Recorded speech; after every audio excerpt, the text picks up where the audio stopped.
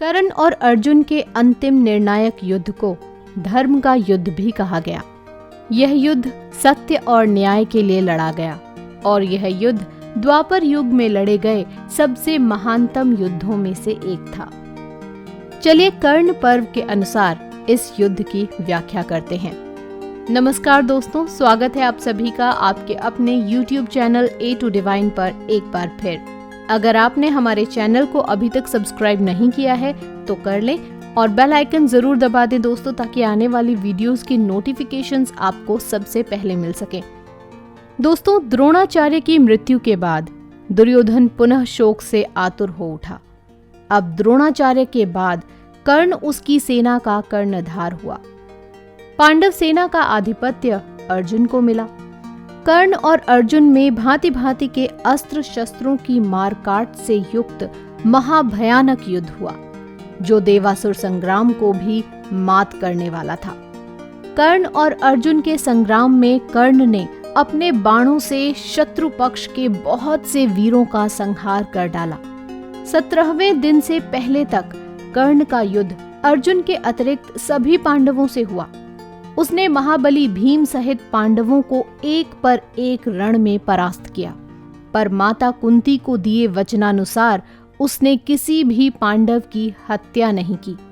17वें दिन के युद्ध में अंततः वह घड़ी आ ही गई जब कर्ण और अर्जुन आमने सामने आ गए। इस शानदार संग्राम में दोनों ही बराबर थे। कर्ण को उसके गुरु परशुराम द्वारा विजय नामक धनुष भेंट स्वरूप दिया गया था, जिसका प्रतिरूप स्वयं विश्वकर्मा ने बनाया था। दुर्योधन के निवेदन पर पांडवों के मामा शल्य कर्ण के सारथी बनने के लिए तैयार हुए, क्योंकि अर्जुन के सारथी स्वयं श्री कृष्ण थे और कर्ण किसी भी मामले में अर्जुन से कम ना हो, इसके लिए शल्य से सारथी बनने का निवेदन किया गया। महाराज शल्य में वे सभी गुण विद्यमान थे जो एक योग्य सारथी में होने चाहिए। अर्जुन तथा कर्ण के मध्य हो रहे युद्ध की यह भी विशेषता थी कि जब अर्जुन के बाण कर्ण के रथ पर लगते तो उसका रथ कई गज पीछे खिसक जाता, किंतु जब कर्ण के बाण अर्जुन के रथ पर लगते तो उसका रथ केवल कुछ ही बालिश्त दूर खिसकता। इस पर श्री कृष्ण ने कर्ण की प्रशंसा की। चकित होकर अर्जुन ने कर्ण की इस प्रशंसा का कारण पूछा, क्योंकि उसके बाण रथ को पीछे खिसकाने में अधिक प्रभावशाली थे। तब श्री कृष्ण ने कहा, कर्ण के रथ पर केवल कर्ण और शल्य का भार है, किंतु अर्जुन तुम्हारे रथ पर तो स्वयं तुम, मैं और वीर हनुमान भी विराजमान है, और तब भी कर्ण ने उनके रथ को कुछ बालिश्त पीछे खिसका दिया।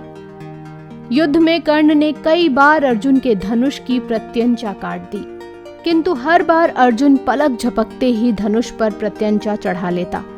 इसके लिए कर्ण अर्जुन की प्रशंसा करता है और शल्य से कहता है कि वह अब समझा कि क्यों अर्जुन को सर्वश्रेष्ठ धनुर्धर कहा जाता है। कर्ण और अर्जुन ने दैवीय अस्त्रों को चलाने के अपने अपने ज्ञान का पूर्ण उपयोग करते हुए बहुत लंबा और घमासान युद्ध किया।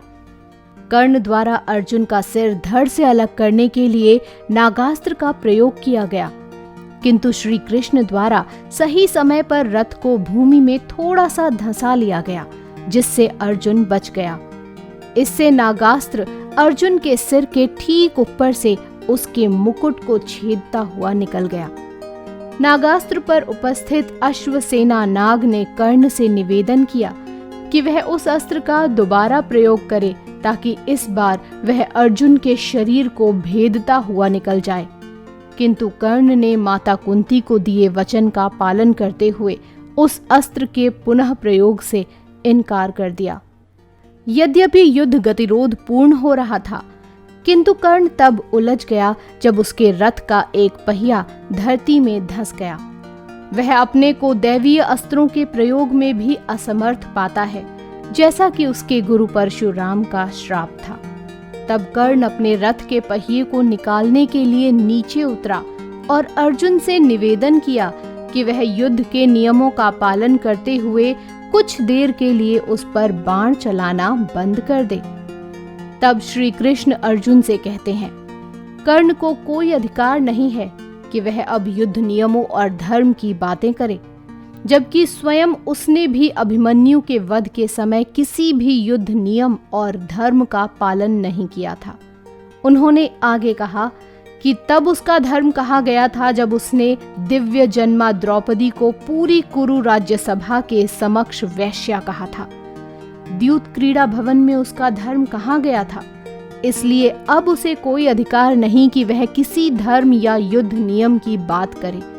उन्होंने अर्जुन से कहा कि अभी कर्ण असहाय है, इसलिए वह उसका वध करे।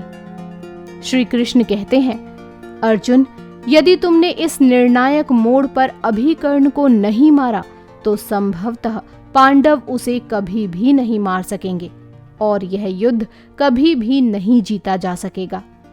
तब अर्जुन ने एक दैवीय अस्त्र का उपयोग करते हुए कर्ण का सिर धड़ से अलग कर दिया। कर्ण के शरीर के भूमि पर गिरने के बाद एक ज्योति कर्ण के शरीर से निकली और सूर्य में समाहित हो गई। तदनंतर राजा शल्य कौरव सेना के सेनापति हुए, किंतु वे युद्ध में आधे दिन तक ही टिक सके। दोपहर होते होते युधिष्ठिर ने उन्हें मृत्यु लोक पहुंचा दिया। दोस्तों, आज की वीडियो का समापन यहीं करते हैं। वीडियो अगर पसंद आए तो वीडियो को लाइक शेयर जरूर कीजिएगा। आपसे फिर मुलाकात होगी ऐसी ही एक अन्य रोचक वीडियो के साथ। तब तक के लिए धन्यवाद।